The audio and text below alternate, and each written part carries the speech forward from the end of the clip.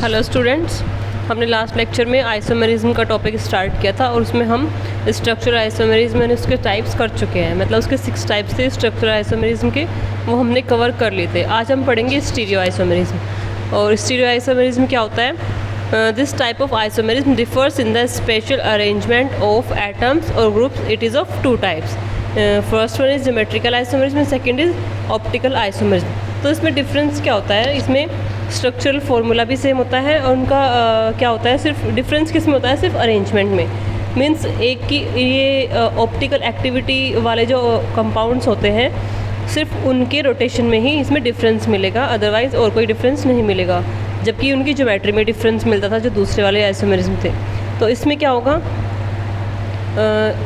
इसके लिए जो ज़रूरी चीज़ें हैं स्टीरियो आइसोमेरिज्म के लिए, वो सबसे बेसिक है कि कायरल कार्बन प्रेजेंट होना चाहिए। कायरल कार्बन क्या होता है? एक ऐसा कार्बन जिस पर उसकी चारों वैलेंसी अलग अलग ग्रुप से कंप्लीट हो रखी हो, यानी चारों मॉलिक्यूल अलग अलग तरीके के जुड़े हों किसी भी कार्बन से।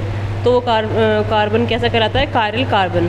और ऐसे कार्बन ही ऑप्टिकल आइसोमेरिज्म शो करते हैं, यानी उनकी जो है रोटेशन में डिफरेंस पाया जाता है। तो आगे हम देखते हैं ज्योमेट्रिकल आइसोमेरिज्म।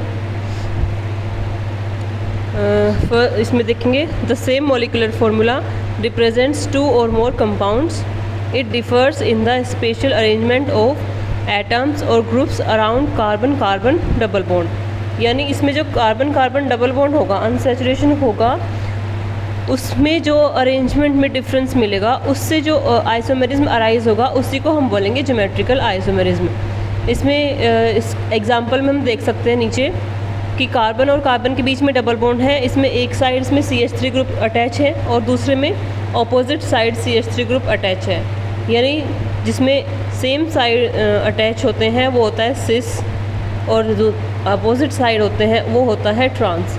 यानी ज्योमेट्रिकल आइसोमेरिज्म में हम कह सकते हैं कि ये इससे 2 फॉर्म्स का फॉर्मेशन होता है, एक तो सिस फॉर्म और दूसरी trans form. It is of 2 types. If same group are on same side then it is called cis isomers, and if it is on opposite sides then it is called trans isomers। इसको हम इस तरह से लिख सकते हैं। यानी इसमें ज्योमेट्रिकल आइसोमेरिज्म में सिस और ट्रांस 2 फॉर्म होगी। इसके साथ ही इसमें इसको हम एक और नाम से डिनोट कर सकते हैं, सिन और एंटी। यानी जो सिस फॉर्म होगी उसको हम एंटी लिख सकते हैं, जिसमें मतलब सेम साइड होते हैं, और जिसमें जो ट्रांस होते हैं यानी डिफरेंट अपोजिट साइड होते हैं उसको हम बोल सकते हैं सिन फॉर्म। ये बेसिकली ऑक्साइम्स जो होते हैं कंपाउंड, उनमें पाया जाता है। जो सिंपल एल्कीन्स होती है उसमें हम cis and trans he use करते हैं इसको नेम देने के लिए सब। तो आगे हमारा आता है ऑप्टिकल आइसोमेरिज्म।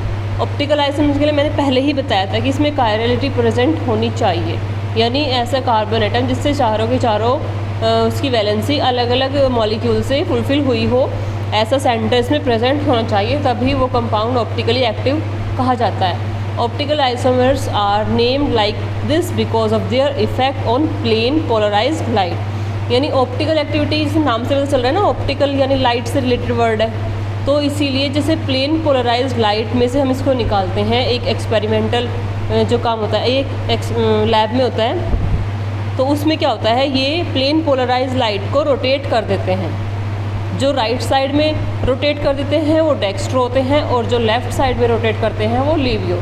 यानी dextro rotatory and levo rotatory, इसकी 2 फॉर्म होती है।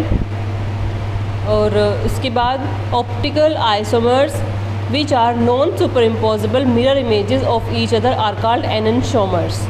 जो इसकी 2 फॉर्म बनती है, DL फॉर्म या फिर R या S फॉर्म, तो इनको क्या बोलते हैं आपस में? एनेंशोमर्स, जो एक दूसरे में नॉन सुपर इम्पोजिबल होते हैं। इसका एग्जांपल भी हम नोट करेंगे, काफ़ी इंपॉर्टेंट होता है। D-एलेनिन एंड L-एनेनिन। लैक्टिक एसिड, इसमें ग्लूकोज भी आ सकता है। ग्लूकोज की भी 2 फॉर्म्स होती है, यानी डेक्स्ट्रो रोटेटरी और लीवियो रोटेटरी। तो इस तरह से हम इसके एग्जाम्पल्स नोट कर सकते हैं। एलेनिन जो एक होता है, ये भी इम्पोर्टेंट इसमें आता है, इसके स्ट्रक्चर भी बना हुआ है एग्जाम्पल में, ये आप इसको लिख लेंगे। तो इस तरह से इन शॉर्ट ये हमारी ऑप्टिकल आइसोमेरिज्म था। साथ ही साथ इस तरीके से आइसोमेरिज्म टॉपिक है वो ख़त्म हो जाता है। इसके आप क्वेश्चंस सॉल्व करेंगे और जो बाकी कोई प्रॉब्लम आएगी तो मेरे को मैसेज करेंगे आपसे। Thank you.